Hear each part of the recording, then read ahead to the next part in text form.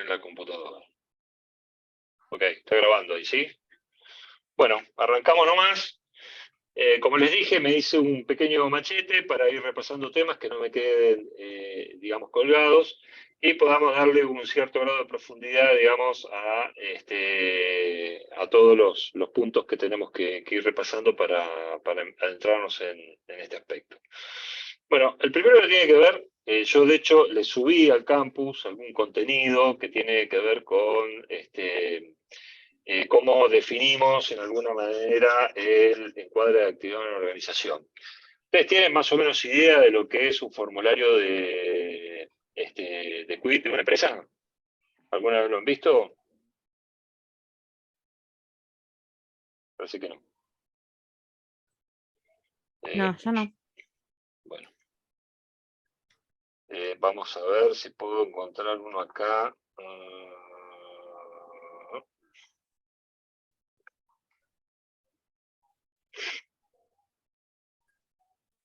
Recién bajé 25 cosas y ahora no las puedo encontrar. A ver, dejar de compartir.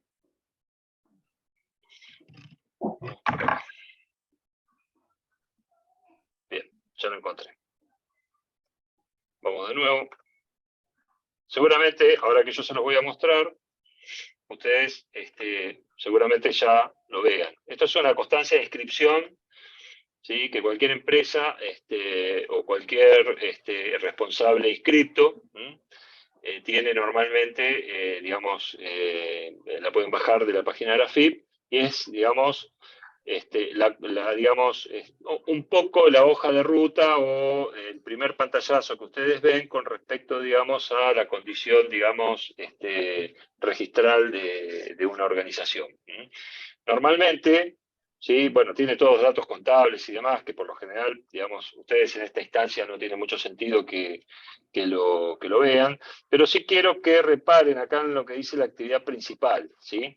Entonces, aquí van a encontrar, ¿sí? Que, bueno, acá es Servicio de Justicia, yo bajé, digamos, el quit de la justicia de la provincia, ¿sí? Esto es el código de actividad 842.400, y generalmente cuando una organización, ¿sí? Se inscribe, digamos, en los registros públicos, esto es Inspección General de Justicia, digamos, conforma una organización, conforma un Estado, una sociedad anónima, lo que sea, ¿sí? Tiene un registro, digamos, ante la Administración General de Ingresos Públicos, ¿sí? Y ese registro tiene que ver en alguna medida con la actividad que va a desarrollar y que consta en sus estatutos, en sus estatutos societarios, ¿sí? Sea cual sea la firma. Generalmente puede tener, digamos, acá es Servicio de Justicia, pero puedes tener, o se pueden tener, organizaciones que tengan que tengan una actividad principal y que por ahí también tengan actividades secundarias, ¿sí? Esta es una herramienta que, digamos, a los efectos de la organización nos permite saber, digamos, el encuadramiento, que no el encuadre sindical, ¿sí? Le está dando el encuadre de actividad que la Administración Federal de Ingresos Públicos le ha otorgado a esta organización, y acá empezamos a encontrar por ahí uno de los primeros elementos que nos empiezan a direccionar hacia qué tipo de actividad estamos, digamos, refiriéndonos. Ese código de actividad se puede encontrar básicamente, digamos, es un código de actividad, digamos, hay muchísimas actividades, ¿sí? Digamos, ustedes si lo consultan en la página de la FIP, van a encontrar, digamos, un código de actividad, un nomenclador. Acá básicamente, digamos, yo lo que hice fue, digamos, ahora les estoy proyectando lo que es la pantalla, digamos, del nomenclador. Ustedes si ingresan en la FIP, nomencladora de actividades económicas, y buscan bueno, acá, digamos, por grupo de afinidad que tiene que ver con la palabra clave, y les van a aparecer las distintas opciones que puede tener una organización respecto de la actividad en la cual se encuentra registrada. Recuerden que puede haber actividades, siempre hay una actividad principal, después hay actividades secundarias. En este caso, comercio, como podrán ver, tiene varios tipos de actividades, ¿sí? Comercio al por mayor y por menor, intermediación financiera y servicios de seguro, servicios de transporte y almacenamiento. De acá, cada una, ¿sí? Les va a sacar, ¿sí? Cuáles son los códigos. En este caso, servicio auxiliar de actividad financiera, excepto los servicios de seguro, el código es el 661-131. Esto quiere decir que si ustedes tienen una organización, digamos, de estas características, ¿sí?, de esta actividad, ¿sí?, el código de registro es el que marca en alguna medida es de dónde sale digamos, esa codificación. Esto es un dato, digamos, más informativo que otra cosa, pero siempre me gusta que sepan de dónde sale, digo, para que más o menos estén, digamos, habituados, digamos, a la utilización de este tipo de herramientas. ¿Mm? Bien. Seguimos, digamos, en esta línea, y ahora sí ya nos metemos un poco más en el encuadre sindical, ¿sí? Que una organización tenga una actividad definida por el código, digamos, de actividad que otorga la Administración Federal de Ingresos Públicos, no significa necesariamente que sea el encuadre, ¿sí?, de actividad del cuadro gremial que tenga la organización. Normalmente, esto, digamos, se involucra, digamos, en la interpretación de lo que son las leyes las leyes de ah, la 23.551, me sale el número pero no me sale el nombre. Bueno. Normalmente acá entramos en una situación en la que el encuadre gremial se plantea por la ley de asociaciones gremiales, ¿sí?, que establece cuáles son los parámetros, ¿sí?, o cuáles son los elementos a tener en cuenta a la hora del encuadramiento gremial, ¿sí? Generalmente la organización nace, ¿sí?, con un código de actividad, la organización encuadra, digamos, el encuadre gremial lo hace en función de esa actividad, pero después, depende de la evolución de esa organización, ¿sí?, puede haber cambios, ¿sí?, en función de la discusión interna que surja respecto de la actividad que realiza puntualmente, o de hecho puede haber actividades que evolucionan de tal manera, ¿sí?, que hacen de que existan distintos tipos de encuadres dentro de una organización, ¿sí? Pueden tener incluso una organización en la cual haya distintos encuadres gremiales.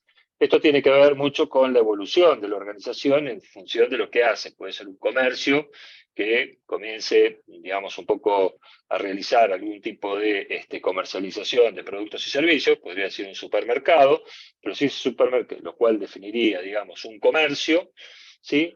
Y en alguna medida la interpretación, digamos, que hacemos en relación, digamos, al encuadramiento gremial original podría ser el sindicato de comercio, que es una de las convenciones colectivas que normalmente analizamos dentro de clase, y a partir de allí, digamos, si ese comercio, digamos, empieza a tener otro tipo de actividades, como por ejemplo, puede tener muchos supermercados, puede tener muchas unidades de negocio y puede tener un depósito. Ese depósito, el personal que involucre a ese depósito quizá pueda tener otro encuadre gremial e incluso el transporte podría llegar a tener otro encuadre gremial también. Esta es una de las particularidades que hace que el encuadramiento gremial que tenemos de una organización muchas veces tenga una evolución distinta a la de lo que es el comercio general, el comercio, digamos, el comercio no, a la actividad que tiene que ver, que originalmente, digamos, encuadra la organización. Así como también... Sí. Perdón que te interrumpa. En relación a lo que vos contás, bueno, yo trabajo en una empresa que se dedica a comercializar productos para el campo, para el agro. Si bien digamos, el grueso es el comercio, pero por ejemplo los chicos del galpón, del depósito, están encuadrados dentro de operarios rurales o agrarios. Eso sería más o menos un ejemplo, ¿no? Exactamente, exactamente.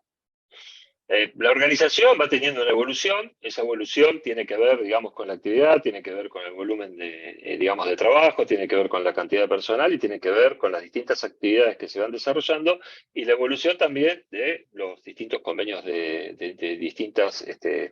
los distintos sindicatos. Hoy por hoy tenemos Héctor, ¿te puedo sindicatos. agregar algo? Sí, por favor. Con lo que comentó la compañera, hay que tener en cuenta que Enzo está haciendo una descripción del encuadre gremial de la empresa, del empleador. Vos hiciste el comentario de un trabajador que estaba en los galpones, etc. Eso se llama encasillamiento gremial del trabajador. Acá está haciendo la explicación de la empresa, de la organización. Te doy otro ejemplo para que sea bien típico. Una empresa que es textil, el encuadramiento de tipo gremial que está describiendo Enzo hasta ahora es textil, actividad textil, etcétera, etcétera, de acuerdo al código. Pero los trabajadores, de acuerdo a la categoría y la actividad que hagan, puede estar encasillado en el convenio colectivo de trabajo de los empleados textiles que lo firman el convenio con la CETIA, el Sindicato de Empleados Textiles y afines, o son obreros que están en la parte de producción y está encuadrado en el otro convenio colectivo de trabajo que es de la Asociación Obrera Textil. Por eso me pareció importante hacer la aclaración de lo que es encuadre de la empresa y de los trabajadores.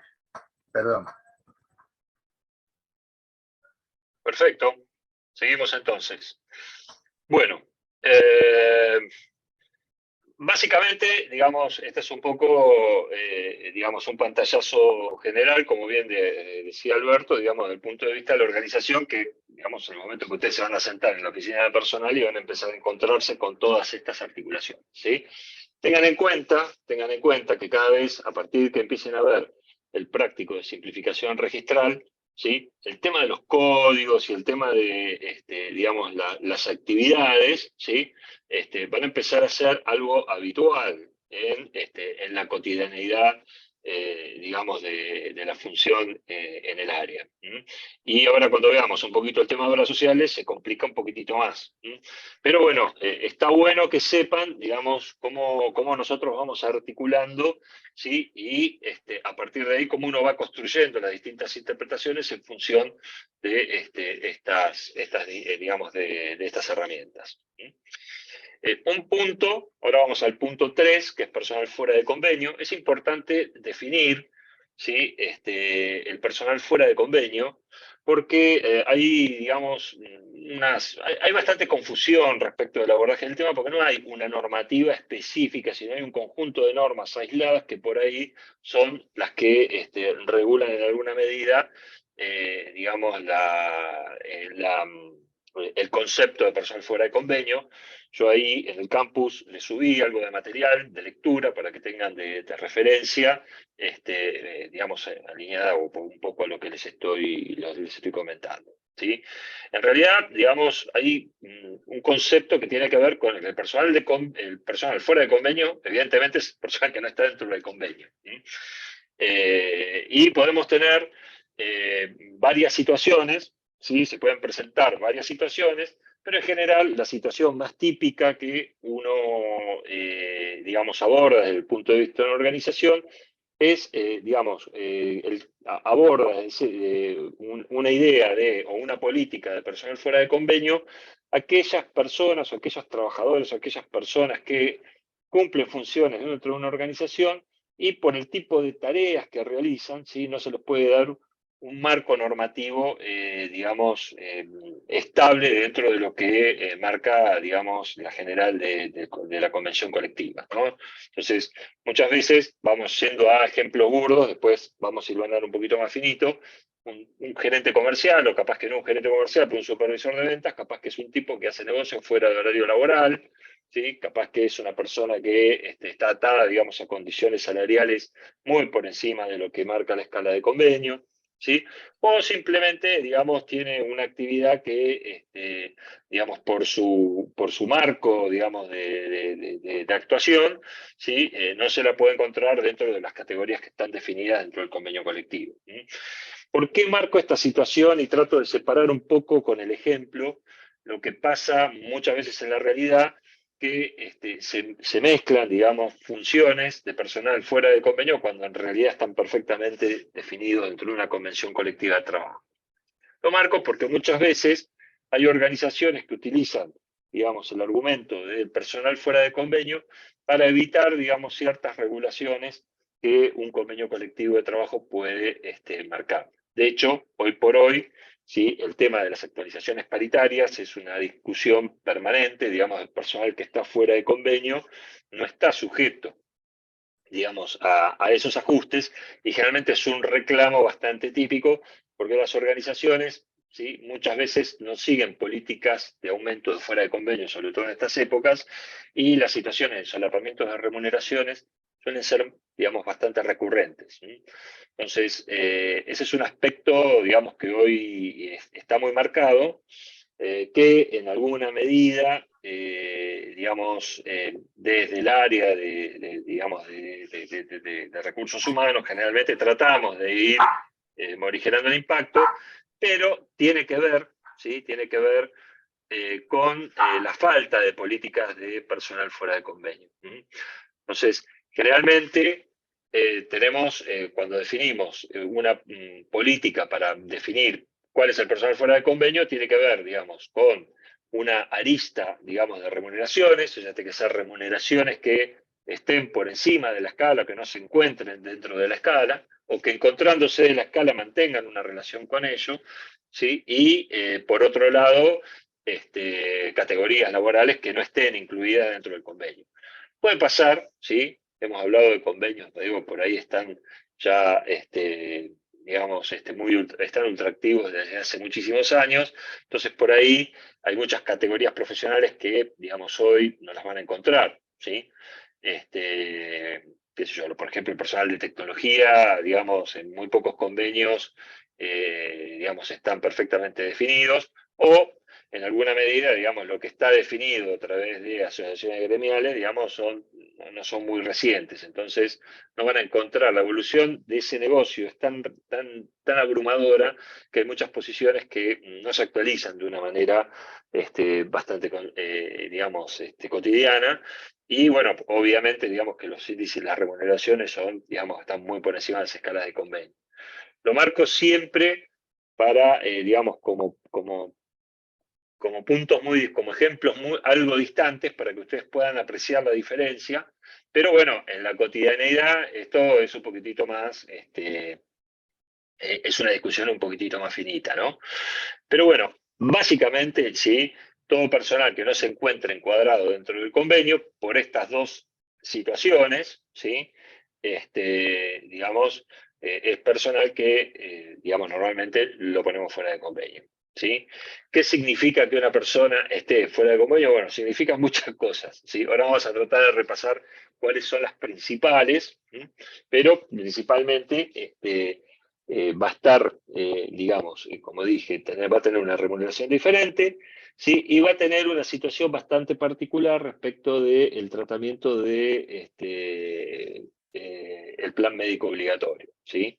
Esta persona no va a estar, ¿sí?, acá empezamos a husmear un poquitito más finito, no va a estar enmarcada, digamos, en lo que es las obras sociales. Personal fuera de convenio renuncia a la prestación de la obra social. ¿Cómo lo hace? Yo primero le voy a decir cómo lo hace, ¿sí?, y después vamos a analizar las distintas situaciones que se pueden dar. ¿Cómo lo hace? Normalmente es completar un formulario. Ahora se los voy a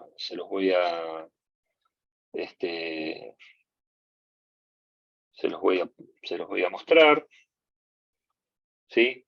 Hay 2 o 3 formularios, dependen de algunas situaciones. Este es el que generalmente utilizamos más a menudo, es el 5.9 del ANSES, puede ser que lo vean. Realmente es un formulario que se hace completar las medicinas prepagas. ¿Por qué? Porque en la medida que yo tengo una persona fuera de convenio, pierde la posibilidad de tener una obra social, ¿sí? El marco de la actividad, el marco, digamos, del encuadre gremial, se pierde la prestación de la obra social, pero el empleador está obligado, digamos, a darle alguna prestación de medicina, ¿sí? Generalmente hay 2 opciones, ¿sí? O contratar una empresa de servicios médicos privados, como se las conoce normalmente, prepagas, o MINOS, de la que se les ocurra, ¿sí? O, ¿sí?, por lo cual, digamos, estaría pagando directamente un plan médico, ¿sí?, lo paga la empresa directamente, ¿sí?, y se hace cargo de ese trabajador y de ese grupo familiar, o optar, digamos, por la desregulación de aportes, que es lo que hacemos todos, ¿sí? Digo, hacemos porque, digamos, generalmente en administración de personal, ¿sí? El tema de la desregulación, que ahora más adelante lo vamos a ver con un poquitito más de detalle, pero estamos hablando de que la empresa se hace cargo, la organización se hace cargo del plan de medicina prepaga, generalmente lo hace por desregulación. Y lo hace, digamos, a través de lo que son las empresas de medicina prepaga, a través de un mecanismo que se llama desregulación, que lo vamos a ver en un ratito. Para eso tiene que completar, el trabajador tiene que completar este formulario, ¿sí? Es una declaración jurada, ¿sí? Cambio de hora social para el personal de dirección de asociaciones profesionales empresarios. Acá vamos a hacer un alto y vamos a hacer,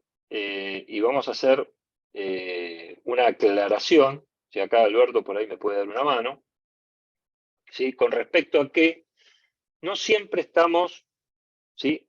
Aunque tengamos personal jerárquico, no siempre vamos a estar, digamos, siempre que hablemos de personal jerárquico, no vamos a estar en una situación de personal pura y exclusivamente fuera de convenio. Hay asociaciones gremiales que tienen, ¿sí? Un marco regulatorio, es decir, una asociación gremial, realmente es un laudo, ¿sí? Que está atado, digamos, a personal jerárquico. Personal del banco, personal jerárquico de bancos oficiales, tiene una entidad gremial, ¿sí? Por lo cual los gerentes, de un banco como el Nación, como el Provincia, tienen un encuadre gremial.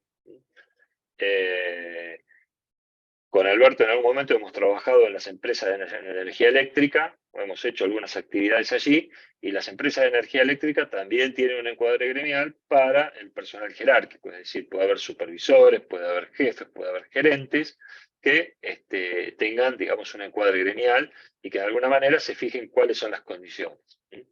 ASINRA, por ejemplo, es digamos, la que nuclea, ¿sí? Al personal supervisión de la industria metalúrgica.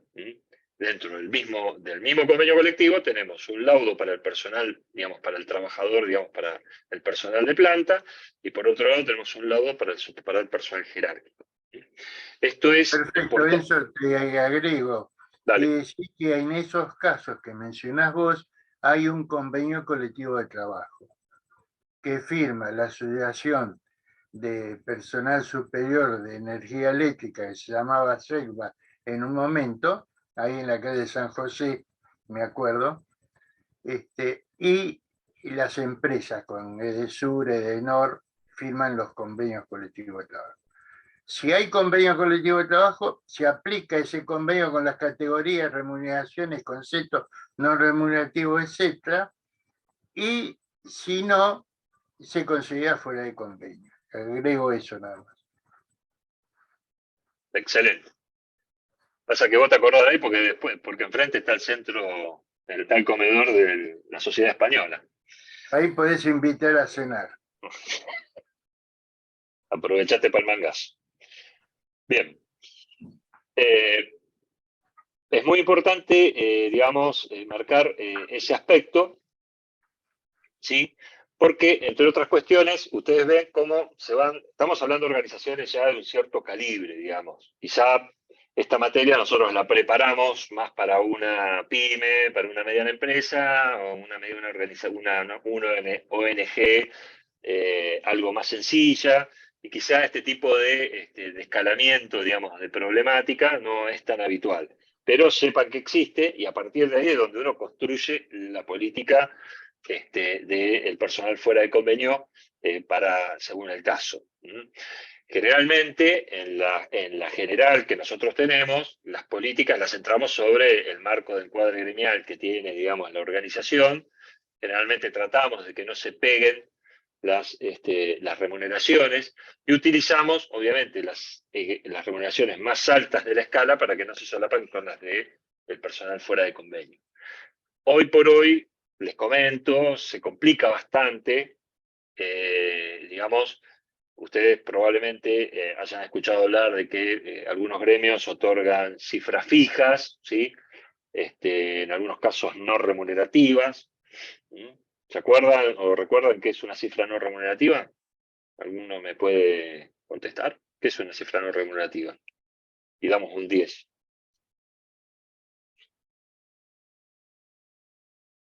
que no le retienen los aportes o no hace aportes de obra social y jubilación. Exacto, eso lo vimos en la clase. Eso, ¿qué pasa si yo te otorgo a vos una cifra no remunerativa de 25.000 pesos? ¿Sí? A esa específico no le voy a hacer los descuentos ni retenciones. Está bien. Y no va a impactar tampoco en aguinaldo ni vacaciones. Correcto. Entonces, los 25.000 pesos van a ir a dónde? Directo a mi bolsillo, pero no Perfecto, impacta en otro lado. excelente, excelente. Buenísimo. ¿Sí? Entonces, esas sumas fijas atentan un poco, distorsionan un poco el análisis de las estructuras y muchas veces el efecto de solapamiento se termina produciendo igual. Pero bueno, eso quiere decir, digamos, hay algunas herramientas que uno puede utilizar, digamos, para minimizar esos impactos, ¿sí? Se ve mucho en la administración de personal 2, cuando ven remuneraciones, estructuras y demás. Pero bueno, sepan que existen, pero sepan, digamos, que las cifras fijas generalmente, ¿sí?, atentan, digamos, contra este diferencial que nosotros siempre tratamos de mantener respecto de las remuneraciones que están en convenio y fuera de convenio. Bien. Hablamos de política de personal fuera de convenio. Van a encontrar, ¿sí?, en el personal fuera de convenio, van a encontrar, digamos que también, ya yo les dije que hay mucho marco normativo, ¿sí?, y también hay, dentro de ese marco normativo, van a encontrar, normalmente van a encontrar, digamos, jurisprudencia que, a falta, digamos, de una regulación, una normativa exacta, digamos, es la que se toma en cuenta para, digamos, dirimir algunas situaciones que terminan quedando en un gris cuando uno habla de personal fuera de convenio. Me refiero en este caso, digamos, a una de las jurisprudencias que más se sienta, digamos, o que más se utiliza en el caso de los fuera de convenio, que, digamos, tiene que ver con los topes de convenio, y ese es el famoso caso conocido como el fallo Bisotti. Todos los convenios colectivos, todas las escalas salariales, ¿sí?, tienen topes. ¿Eso quiere decir? Que en caso de que una persona sea desvinculada, el cálculo de la indemnización se realiza sobre la remuneración que la persona cobra hasta un tope, ¿sí? Entonces, cada vez que se publica una escala de convenio, un acuerdo paritario, surge una escala de convenio, generalmente, o de manera sistemática, aparecen los topes de convenio. Entonces, quiere decir que si yo tengo que calcular una indemnización sobre el sueldo real, abonado, lo que se calcula, ¿sí?, es sobre ese sueldo, pero teniendo en cuenta el tope que publica el convenio, ¿sí? En el caso de los fueras de convenio, no hay tope, digamos, no hay una norma que marque un tope.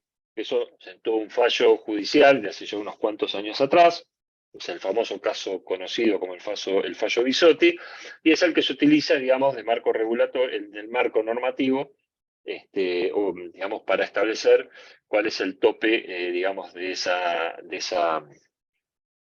indemnización. El fallo Bisotti, ya una persona que trabajó, no sé vos, Alberto, si me puedes ayudar un poco más, en AMSA creo que era que había trabajado, ¿no? Estás muteado, Alberto. Trabajó 26 años como director médico en la empresa AMSA, Sociedad Anónima, percibiendo una remuneración mensual de 11.000 pesos. ¿Quién está hablando ahí? Sonia. Excelente. Está bien. Excelente.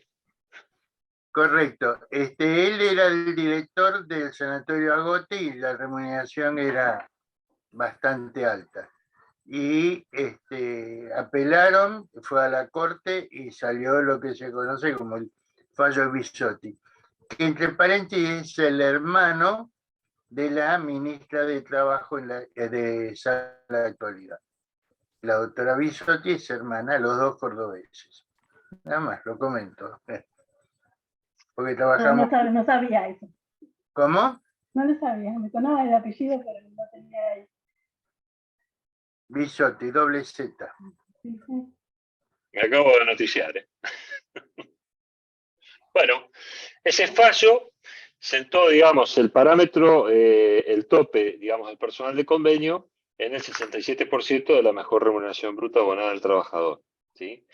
Generalmente, digamos, se pueden encontrar distintos tipos de situaciones cuando uno, digamos, dentro de esta problemática que les comentaba recién, respecto, digamos, de los topes de convenio, o si el personal está fuera de convenio, si nosotros tenemos una empresa, digamos, que tiene un encuadre gremial, nosotros, y tenemos que calcular la indemnización de un trabajador que está fuera de convenio, generalmente, digamos, el cálculo que se utiliza, generalmente no, el cálculo que se debe utilizar es el más favorable al trabajador. Entonces, muchas veces, por estas distorsiones que tienen las remuneraciones, el 67% fuera de convenio puede estar aún debajo, ¿sí?, del tope de convenio de encuadre de actividad de la organización.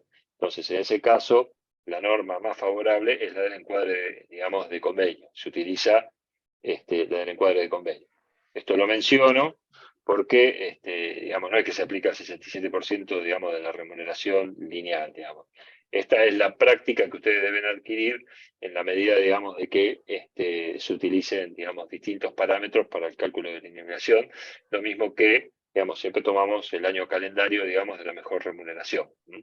Entonces puede ser que una persona, aún fuera de convenio, ¿sí?, pueda tener una remuneración variable, sobre la cual se calcula, digamos, la indemnización, y el 67% pueda estar por debajo o por arriba de el tope del convenio colectivo del encuadre de la organización, y en ese caso va a operar siempre la norma más favorable para el trabajador. Esto es un criterio, digamos, que lo tienen que ir ya adquiriendo, porque, digamos, esto es un caso típico que sucede, pero así como otros, van a encontrar muchos otros casos más, y generalmente el criterio que utilizamos es el de la norma siempre más favorable. Bueno, ¿alguna duda hasta acá? Venimos bien. Ok, bueno. Hablamos que cuando sale una persona fuera de convenio, ¿sí?, tenemos una dinámica que implica la renuncia, digamos, al sistema de obras sociales, ¿sí? Y esto nos mete en el tema, digamos, que es bastante puntilloso, y que en alguna medida tenemos que tener bien en claro, porque es una de las primeras situaciones que se da en el procedimiento de incorporación de personal, ¿sí? Cuando ustedes vayan a ingresar al sistema de simplificación registral, se van a encontrar con que tienen que, digamos, definir la situación de la prestación médica que va a tener esa persona. Entonces, por ahí es importante que hagamos bastante foco en este aspecto, así trataremos de que les quede lo mejor claro posible, porque es un tema que aún, digamos, muchos chicos que tienen experiencia en la materia, en el mismo área todavía es un tema que les produce, digamos, ciertas confusiones. El Sistema Nacional de Salud, ¿sí?, digamos, en Argentina está compuesto, está regulado por la 23660 y la 661, ¿sí?, y básicamente, ¿sí?, esto lo ven, digamos, más específicamente en Derecho 4, ¿sí?, pero digamos, básicamente se divide, ¿sí?, en tres tipos de prestaciones médicas, ¿sí? Una es la pública, ¿sí?, el hospital público, ¿sí?, para lo cual, digamos, el acceso, digamos, a la salud es totalmente gratuito. Está el sistema privado, ¿sí?, como dijimos en un primer momento, hay empresas que se dedican pura y exclusivamente a prestar servicios de salud de manera privada, y el Sistema Nacional de Obras Sociales, ¿sí?, que se presta, el servicio de salud se presta a los trabajadores a través de obras sociales, ¿sí?, que gestionan en su mayoría, ¿sí?, los sindicatos.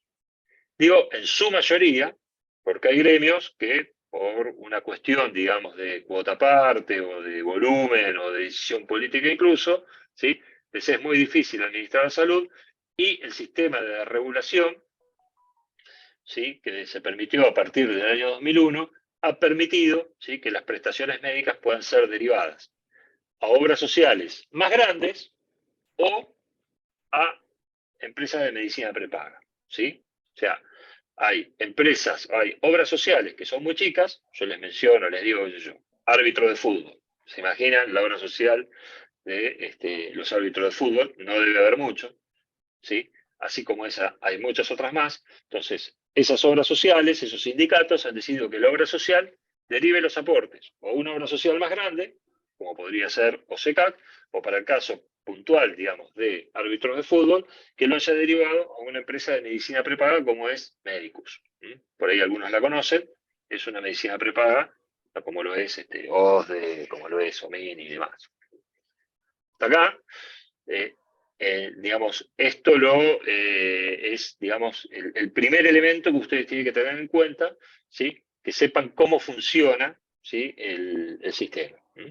Cuando ustedes dan una clave de alta temprana, va a aparecer un código que es el código de la obra social. Yo ahora les voy a compartir en la pantalla, les voy a compartir,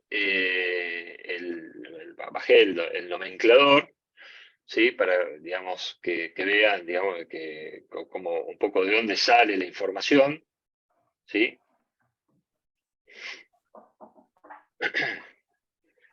Ustedes van a tener un nomenclador que tiene la codificación de todas las obras sociales del país, ¿sí? Algunas son obras sociales directas, ¿sí? Y otras son obras sociales que derivan aportes. Entonces, por ejemplo, van a encontrar, este es el nomenclador, acá es donde nosotros consultamos generalmente. ¿Por qué? Porque cada vez que damos una clave de alta temprana, generalmente ya aparece, ¿sí? La obra social asignada. ¿Sí? ¿Por qué aparece asignada? Por varios motivos. Principalmente por uno, les diría, ¿sí? Pero, digamos, podrían darse otras instancias más. Pero el principal motivo, y esto hay que tenerlo muy en cuenta, por el cual puede aparecer un código de obra social ya asignada, ¿sí? Es porque esa persona, ese trabajador, en algún momento haya ejercido la opción, ¿sí? De haberlas regulado, haber estado en el sistema de obras sociales y haberlas regulado. ¿Y por qué digo que hay que tener cuidado?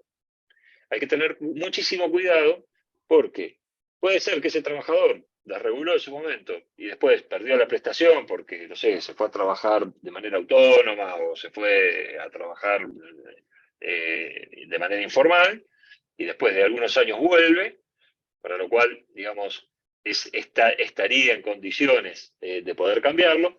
Pero la parte más importante que hay que tener en cuenta es que por ahí es un trabajador que está cambiando de trabajo, ¿sí? Y está desregulado, digamos, de manera automática, es decir, está haciendo uso de esa obra social o de ese sistema de medicina prepaga, ¿sí? Que ejerció la opción en un trabajo anterior. Entonces, cuando esté dando una clave de alta temprana y se encuentre con un trabajador que está desregulado y que está utilizando esa prestación, ¿sí? Deben respetar esa codificación, ¿sí? Que es la de la obra social. Después el trabajador tendrá que hacer el aviso a la obra social o a la medicina prepaga que esté utilizando, ¿sí? Para optimizar el cambio.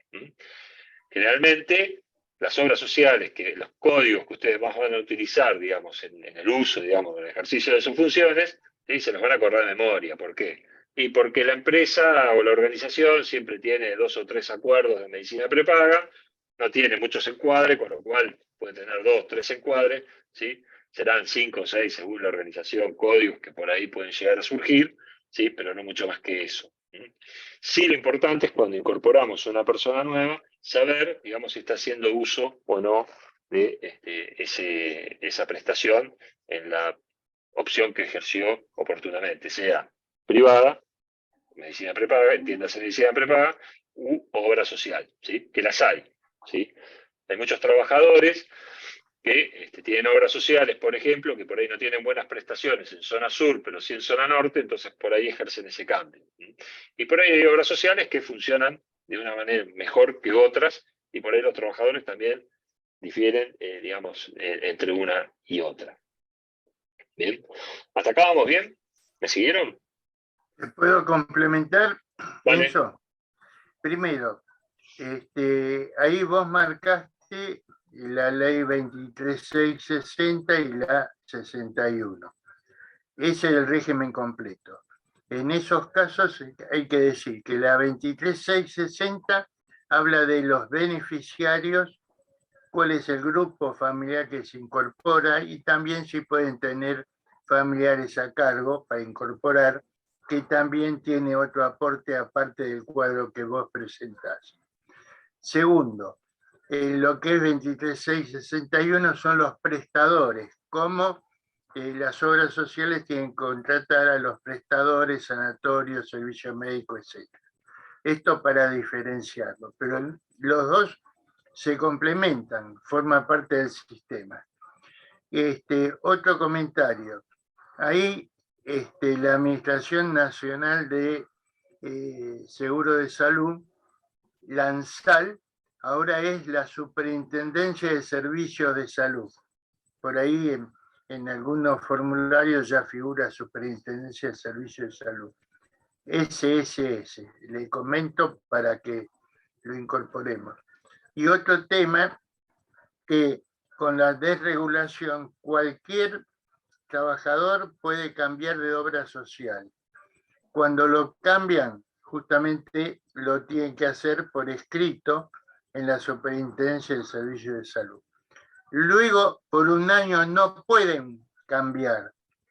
Ahí es lo que nos encontramos nosotros con la incorporación de algún empleado nuevo que viene de otro rubro y tiene otra obra social. Y no la quiere cambiar porque tiene los médicos, tiene la historia clínica y tiene tratamiento. Por ejemplo, viene de la obra social de la Unión Ferroviaria, digamos, OTFE, y no quiere renunciar a ella. Entonces hace el formulario y nosotros lo encasillamos desde el ingreso en esta obra social. Esto es el comentario que le podemos decir, y cuando se desvinculan, que quedan desocupados o jubilados, además, en 3 meses después de desvincularse de la empresa, la obra social le sigue dando cobertura. Pero ahí ya la relación no es con la empresa, sino es el trabajador desvinculado con la obra social que corresponde. Hay muchos casos que las obras sociales son las que reciben el aporte y después lo derivan. No quiere decir que nosotros estamos derivándole al prepago. Eso es un trámite que tiene que hacer el trabajador, luego elige médico, galeno o la que sea. Y en algunos casos tiene que pagar una diferencia por el plan.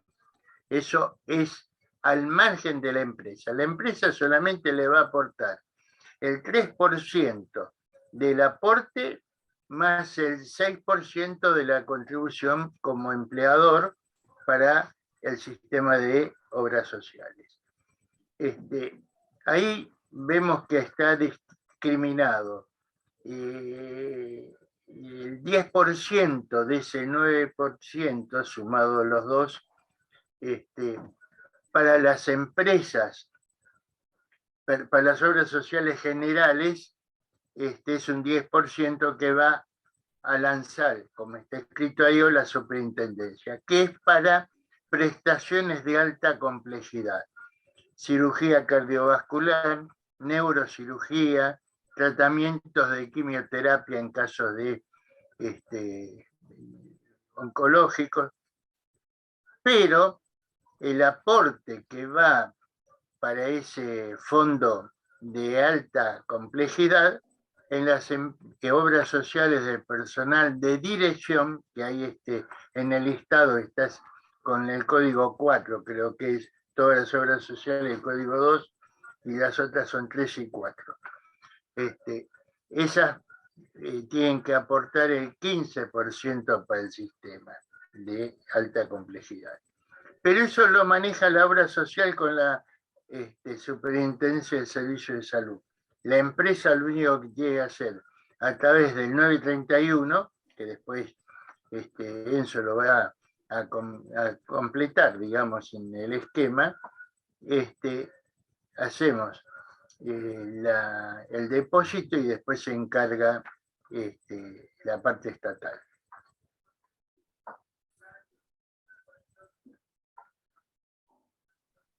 Sí, muy bien lo que señalaste, Alberto. 2 puntos a tener en cuenta. La opción, en la última modificación, digamos, de la ley, es de 1 año, ¿sí? Lo cual es un punto a que el trabajador lo tiene que tener en cuenta. Y una vez que el trabajador renuncia o se lo despide, tiene acceso por 3 meses más al plan médico obligatorio. El plan médico obligatorio es obligatorio tanto para las obras o prestarlo para las obras sociales como las empresas de medicina prepaga, que generalmente es muy básico, ¿sí? Por ahí, digamos, un dato aparte, qué sé yo. OSDE, por ejemplo, tiene el plan 25, digo, ¿sí? Deben atender en 2 lugares, en algún lugar del país, pero bueno, están obligados a hacer esa prestación. Son 2 aspectos muy importantes y estos elementos o digamos, estos aspectos que estamos comentando particularmente, ¿sí? Son clave a la hora de que ustedes asesoren al personal, ¿sí? Pues la gente cuando llega, sí, imagínense si a nosotros nos cuesta, digamos, ubicarnos en tiempo y en espacio con estos temas, imagínense la gente cuando ingresan a un trabajo nuevo y, digamos, uno tiene que explicarles en alguna medida, tiene que empezar a indagar a ver cuál es su situación, como para no meter, digamos, la pata, hablando mal y pronto, porque hoy por hoy se dan situaciones muy particulares, ¿sí? Como las cuotas asistenciales están, digamos, están reguladas y las medicinas prepagas están un tanto recelosas digamos, de los costos, generalmente cuando incorporamos un trabajador que tiene una preexistencia, que tiene, digamos, y lo tiene a través de una prestación, de una medicina prepaga o de una obra social, y no lo declara, generalmente, digamos, ponen trabas o restricciones con respecto no solo a costos, sino, digamos, a limitaciones para que pueda acceder parte del grupo familiar. O sea, es un tema que hay que prestarle mucha atención, ¿sí? Siempre se le debió prestar atención y hoy más que nunca, ¿sí? Yo no les digo que tenemos que ser médicos, pero hay que interiorizarse, digamos, en el procedimiento de incorporación de personal. Cuando ustedes se entrevistan con la persona y ya le están haciendo la propuesta laboral, ¿sí? Estas cosas las tienen que tener en cuenta y la sensibilidad suficiente como para poder transmitirlas o como para poder adquirir, digamos, ese conocimiento y ver cuál de las 2 opciones es, digamos, cuál opción es la que conviene o si se puede hacer. A mí, particularmente, me ha pasado, ¿sí? Que he tenido que declinar alguna propuesta laboral por la carencia que tenía, digamos, algún trabajador en cuanto a la enfermedad, digamos, alguna enfermedad grave que podía tener algún integrante del grupo familiar y la medicina prepaga, digamos, tenía restricciones para incorporar, digamos, al grupo familiar. Lo cual es un punto a tenerlo más que presente. No, yo tengo 2 preguntas para hacerte con respecto a eso que no me queda bien en claro. Sí. Bueno, la primera, viste que decías que un trabajador que está fuera de convenio, el empleador tiene la obligación de hacerse cargo de la prepaga. ¿Es así? Sí. Porque yo he visto casos, digamos, en personas que están fuera de convenio que directamente derivan, o sea, el aporte que corresponde por ley, pero después no se les paga la prepaga. En ese caso, digamos, ¿qué pasa? No, puedo complementarlo. Lo que dice la compañera es así. Hay que distinguir 2 casos. Uno, como lo explicó recién Enzo, hay obras sociales chicas, obras sociales medianas, grandes, que subcontratan a otra obra social y es un acuerdo de obra social con obra social. En otros casos hacen la derivación, me cuido mucho en la palabra, en el verbo para poder comprenderlo mejor, a una entidad de prepagas, Galeno, OSDE, etc.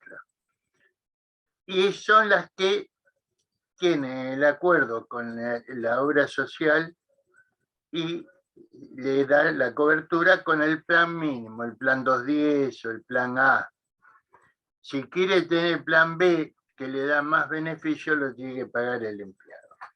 Puede ser que ocurra también que como política de beneficios para el personal, agregue que le damos la prepaga. Y ahí sí se hace cargo la empresa. Pero siempre el 9% que establece por ley, estando en relación de dependencia, dentro de convenio o fuera de convenio, se deriva y se tiene que depositar. El 3% que se le retiene al trabajador más el 6% que aporte el empleador. Y eso después lo rederiva como corresponde la FIP, digamos. Pero puede ser que OSDE esté dando la prestación. También puede existir, ahí sí, como política de la empresa, lo paga la empresa, como dijo la compañera. Pero también puede ser de que el trabajador pida estar en OSDE y chupan el 9% de aportes y contribuciones para que la cuota sea menor. O sea, hace un pago a cuenta del valor del plan que eligió y entonces paga la diferencia. No sé si esto sirvió, porque son varias situaciones que se dan simultáneamente. Por ejemplo, hay empleados que estaban en OSECAC que se pasaron a UP, que son empleados públicos de UPCN. En otros que querían ir a los supervisores de la industria metalúrgica, SINRA. ¿Por qué? Porque saben que tiene buena prestación o que el abuelo, el tío, el padre estuvieron con esa cobertura y ellos siguen.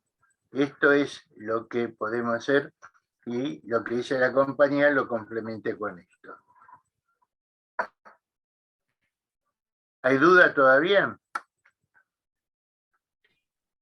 Hay más situaciones. Perdón. Dale.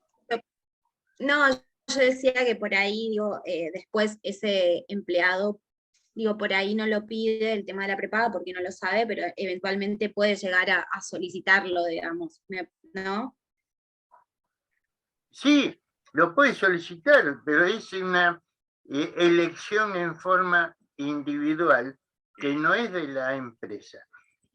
No obsta que lo que vos dijiste es que la empresa como política darle un beneficio más, como le puede dar, digamos, adicionales por comida o algo por el estilo. Ya está. Claro. Cuidado que ahí está también cómo se considera si es beneficio o no el famoso artículo 103 de la Ley de Contrato de Trabajo que fue modificado. Desde que existían los vales de comida o vales ticket restaurante que se daban como parte de la remuneración. Eso ya no está. Pero dentro de lo que es atención médica lo puede tener. Otra cosa que tenemos que distinguir con esto. Estos son aportes que corresponde porque es una conquista de los trabajadores de su momento, lo que fue la ley anterior, que era cuando San Sebastián, en la época de Onganía, era ministro, que fue la primera ley que después se modificó, que era la 18610. Vale la pena aprovechar el momento para decir que después de las obras sociales y los prestadores comprendidos en este sistema, es para enfermedades inculpables, no las enfermedades laborales del trabajo, profesionales, las enfermedades profesionales, ni los accidentes de trabajo. Ahí se aplica la ley 23.557, que es de ART. Y el sistema es distinto, que también hay que denunciarlo en el formulario, no sé si lo pusiste más abajo, donde ese aporte va a la ART que eligió el empleador. Y después tiene que hacerse cargo de todos los servicios que corresponde por cada contingencia, por cada accidente o situación de enfermedad profesional. Genial, gracias. En línea con la consulta, lo que quería agregar también es que similar situación se produce cuando un trabajador está desregulado en un plan de medicina prepaga, realizando, como bien dijo Alberto, sus aportes a través de una empresa, de una obra social, ¿sí? Y quiere una prestación distinta, ¿sí? Es la clásica de gente chicos jóvenes que por ahí ganan un buen sueldo, y el aporte y la contribución, es decir, el 9%, les da, digamos, como para subsidiarse unos de 4 días, llamémoslo así, que es el tope de gama, ¿no?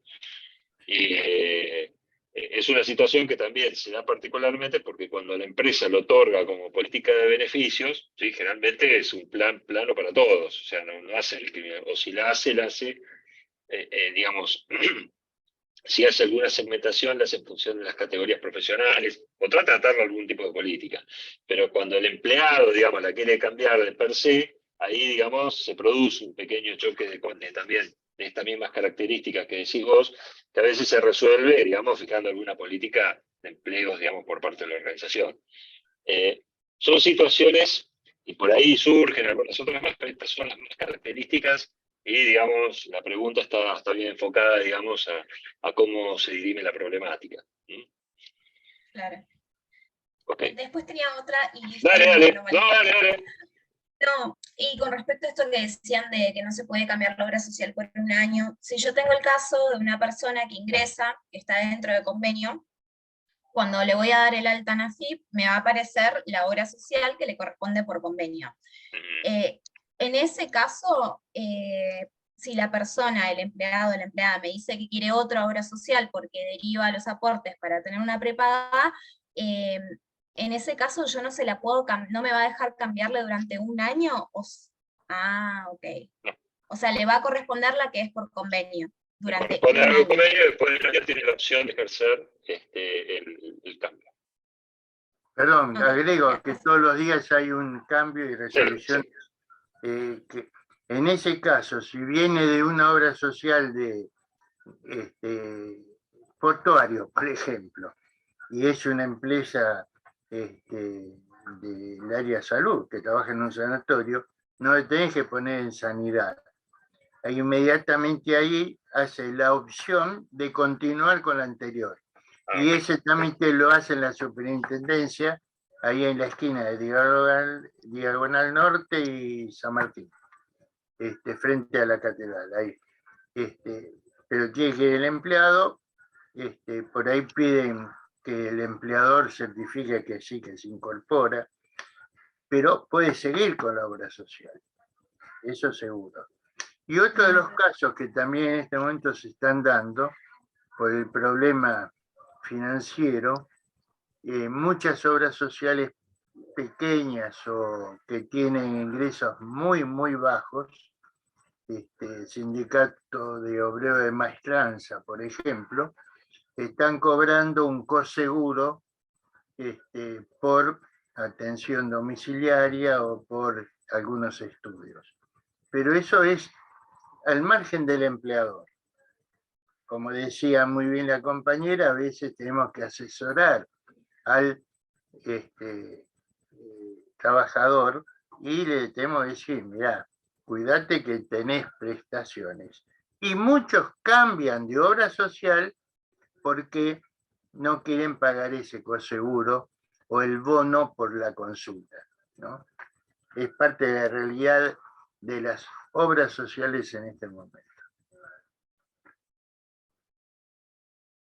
Gracias.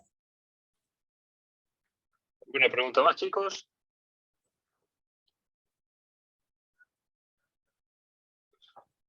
Bueno, yo acá, esto lo van a encontrar dentro del material, digamos, que está subido al campus.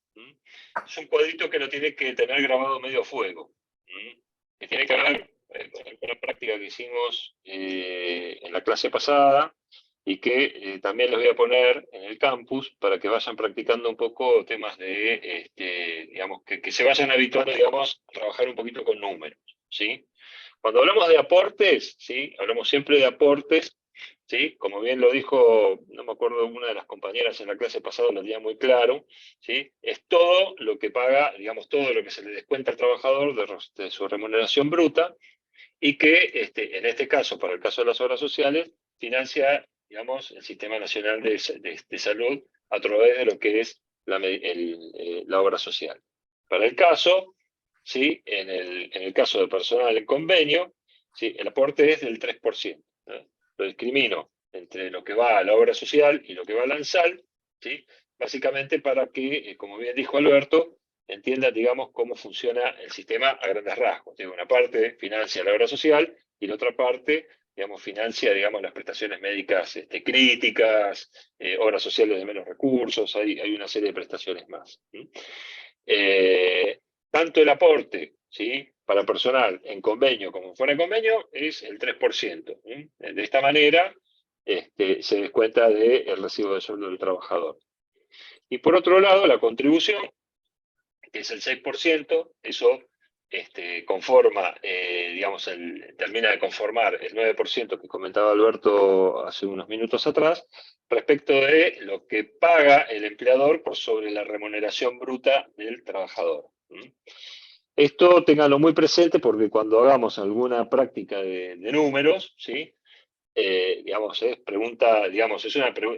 un punto que es clave, digamos, tenerlo bien presente de cómo cómo, digamos, se articula dentro de la remuneración. Se van a encontrar también en algunos acuerdos, ¿sí? Paritarios. Yo creo que incluso no alcancé a leer bien el último acuerdo celebrado por Comercio hace unos pocos días, pero creo que hay un aporte extraordinario para las obras sociales en el caso de Comercio.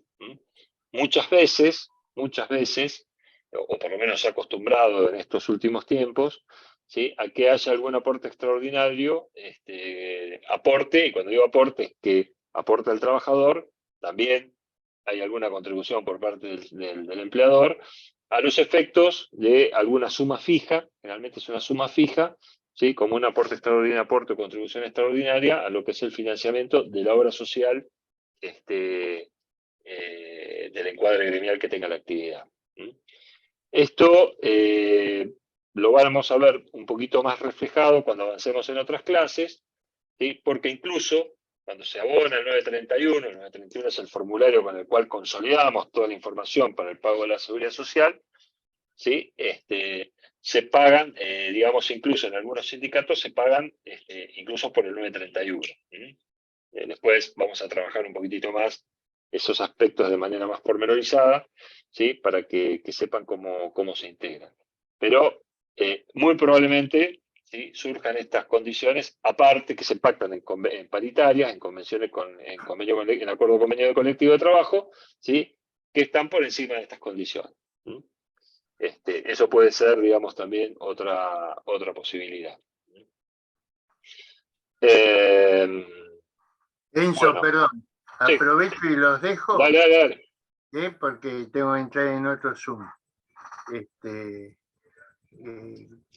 Me parece muy bien, me pone contento el aporte de los compañeros, y bueno, adelante, nos vemos después. Gracias por la Llamame cuando participación. termina, llamame que así coordino algunas cositas con vos. Dale. Un abrazo, hasta la próxima. Gracias, Alberto.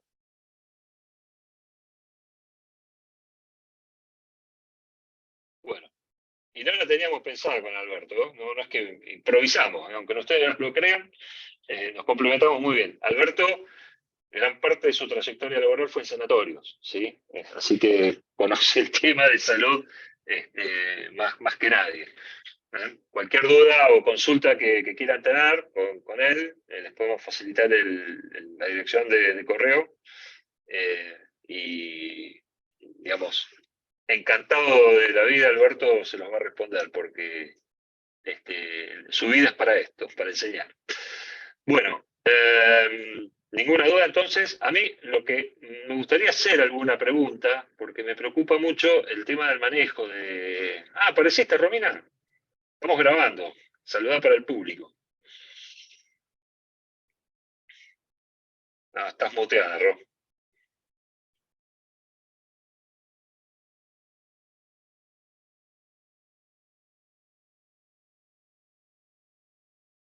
Estás muteada. No se escucha, Romy. O sea, parece como que tenés el micrófono prendido, pero no se escucha.